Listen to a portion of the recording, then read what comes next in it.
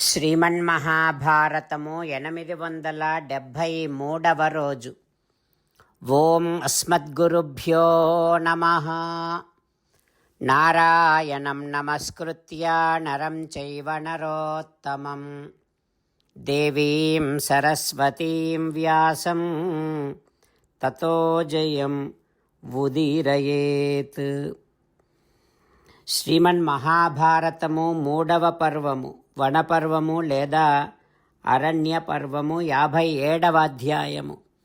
సూత మహానుభావుడు శౌనకాది మహర్షులందరికీ ప్రవచనం చేస్తూ ఈ రకంగా చెబుతూ ఉన్నాడు. ఓ మహర్షులారా, వైశంపాయన మహర్షి జనమేజయ మహారాజుకు శ్రీమన్మహాభారతాన్ని ఉపదేశం చేస్తూ ఇలా చెబుతూ ఉన్నాడు. ఓ రాజా, బృహదస్వ మహర్షి నలమహారాజు వృత్తాంతాన్ని, దమయంతి నలమహారాజుల వృత్తాంతాన్ని ధర్మరాజుకు తెలియచేస్తూ ఈ రకంగా అంటూ ఉన్నాడు. ఓ ధర్మజ, నలమహారాజు దమయంతితో, ఓ దమయంతి, నీ విషయములో నేను నా ప్రాణము ఉన్నంత వరకు ప్రేమతోనే ఉంటాను. ఈ సందర్భంగా నీకు నేను ఈ నిజాన్ని తెలియచేస్తున్నా అని అనగానే, దమయంతి తథా వాగ్భిః అభినంద్య కృతాంజలి. దమయంతి ఇక కృతాంజలి ఘటిస్తూ తన వాక్కులతో నలుడిని అభినందించింది. ఆ తర్వాత ఇద్దరు పరస్పరము అనురాగముతో నూతన వధూవరులయ్యారు. అట్లా నూతన వధూవరులు అయినటువంటి నల దమయంతులు ఆ అగ్నిహోత్రునితో పాటు దేవతలను ఆ సమయములో శరణు పొందారు, శరణు వేడుకున్నారు. వారిని చూచినటువంటి ఆ లోకపాలురు, వృతేతు నైషధే భౌమ్యా లోకపాలా మహోజసః ప్రహృష్ట మనసః సర్వే నలాయాష్టౌ వరాన్ దదుః. ఆ నల దమయంతులను చూచి మహాత్ములైనటువంటి లోకపాలురు చాలా సంతోషముతో వారికి వరములను ప్రసాదించారు. నలమహారాజుకు వరములను ప్రసాదించారు.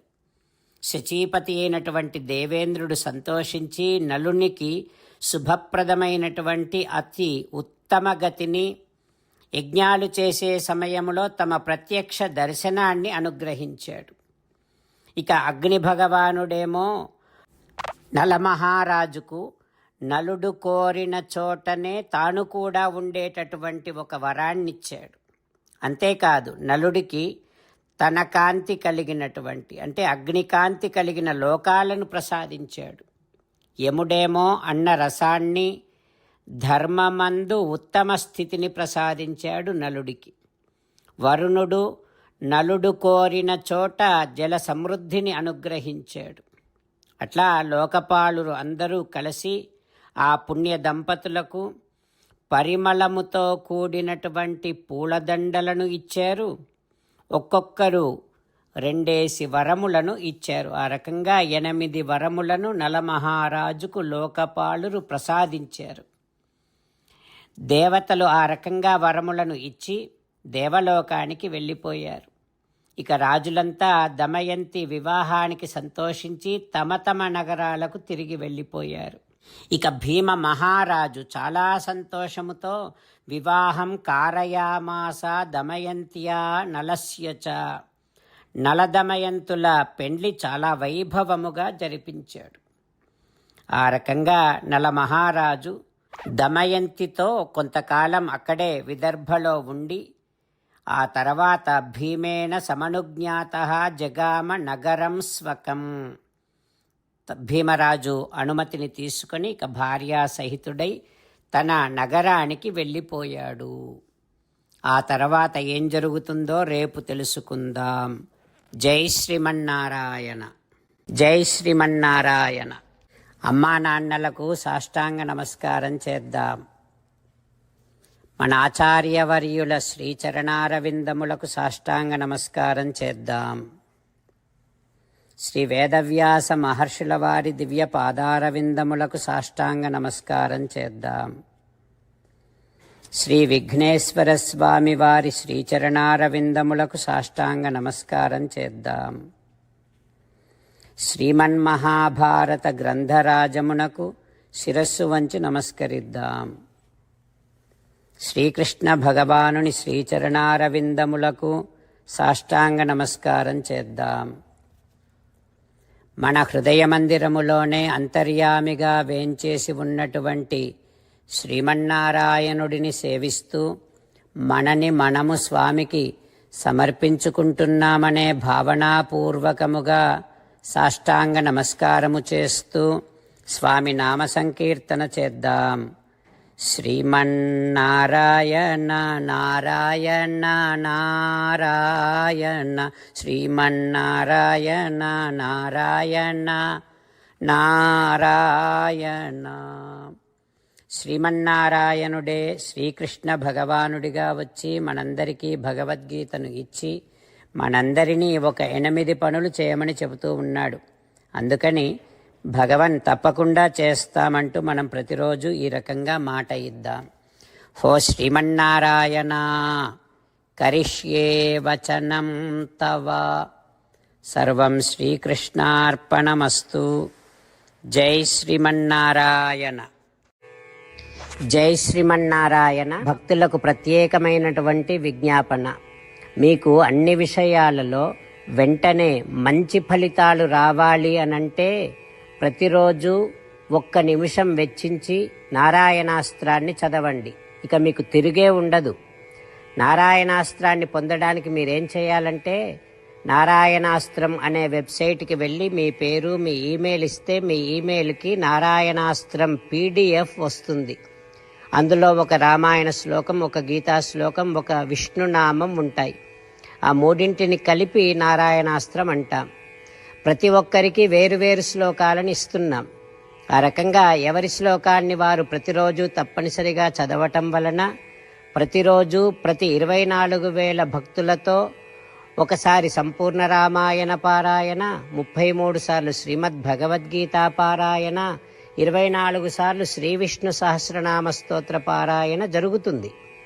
ప్రతి ఒక్కరికి అంతటి విశేష ఫలితము ప్రతిరోజు లభిస్తుంది.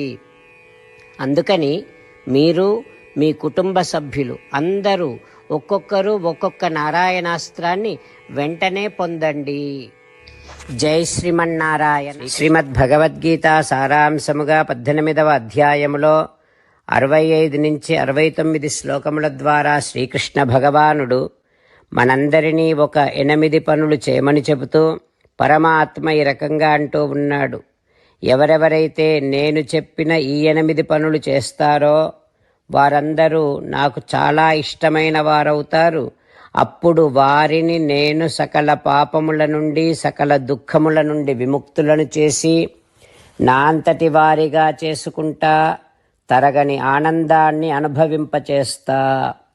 నిజమే చెబుతున్నా, ప్రమాణము చేసి చెబుతున్నా అంటూ సాక్షాత్తుగా దేవదేవుడైన శ్రీమన్నారాయణుడైన శ్రీకృష్ణ భగవానుడే మనను ఈ 8 పనులు చేయమని చెబుతూ ఉన్నాడు కనుక హో శ్రీమన్నారాయణ కరిష్యే వచనం తవ తప్పకుండా చేస్తా, నువ్వు చెప్పినట్టే చేస్తా అంటూ మనం ప్రతిరోజు దేవదేవుడైన శ్రీమన్నారాయణుడికి ఈ రకంగా మాట ఇద్దాం.